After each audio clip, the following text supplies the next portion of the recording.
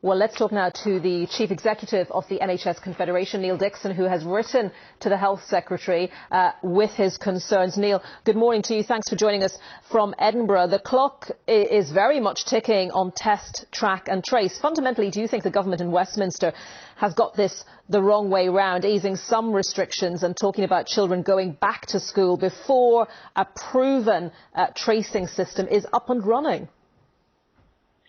No, I'm not quite saying that. What I'm saying is that if you were going to go further and make further relaxations, then obviously the danger of the R number, which the government absolutely recognises, the danger of the R number rising becomes greater if you have not got in place an effective test, track and trace process.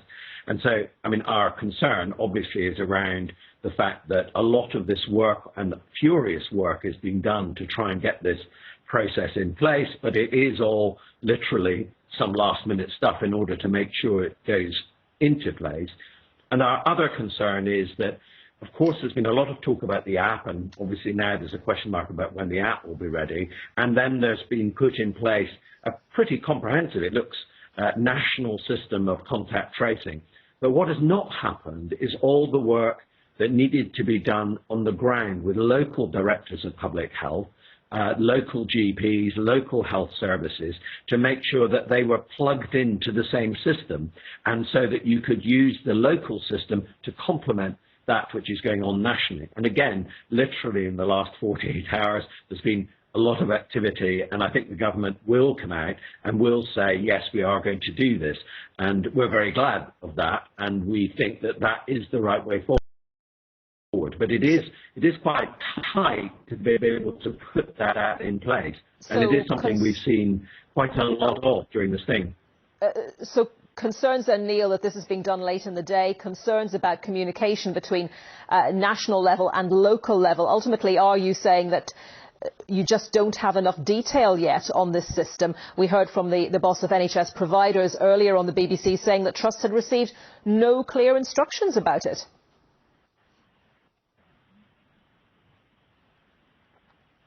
Well, I think that's right. So we need to have, both from the health service side and those two working together, a plan which they participate in, that they are.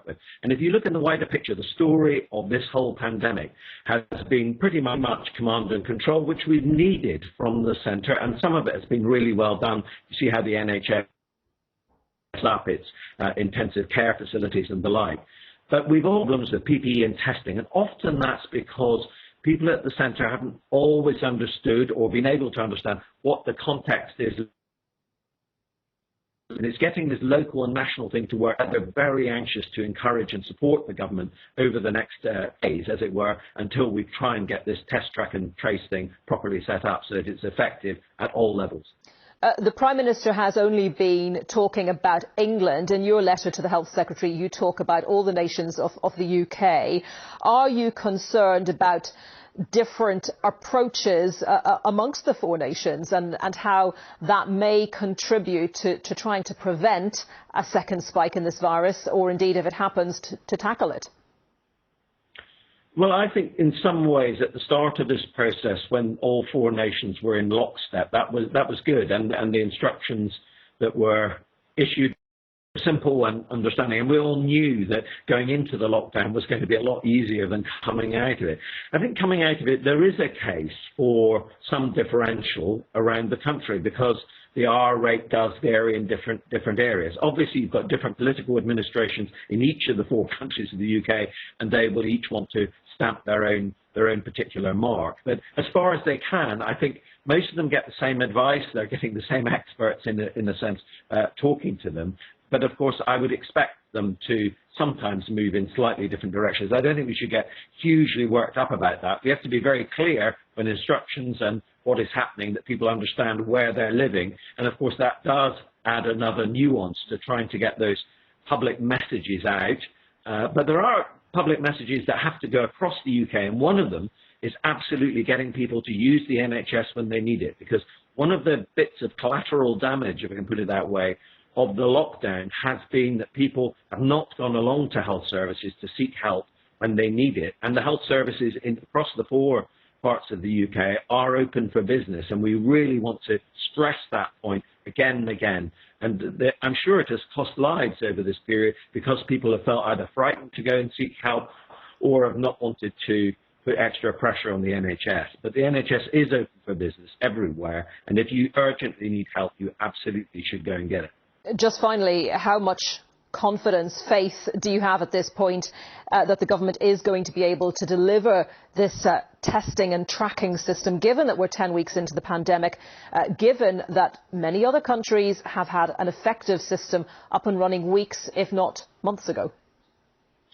Well, I'd reserve judgment. I think the government is moving now, is starting to do things it wasn't doing literally 2 weeks ago, and I think they will now start to engage much more effectively. They've appointed the Chief Executive of Leeds City Council to head up and link the local into the national. So we'll just have to see. As I say, time is tight. There will need to be plans put in place at local level to make sure they have the right things in place to log into the national system. So we shall see. I'm not saying it's impossible to do this, but I think it is tight and it is difficult. And the question is, we just need to see that bringing together of local and national, which can happen, and we have done it in other areas before, but it needs to happen at pace, as government ministers themselves have acknowledged. OK, Niall Dickson, thank you very much for your time today, Chief Executive of the NHS Confederation.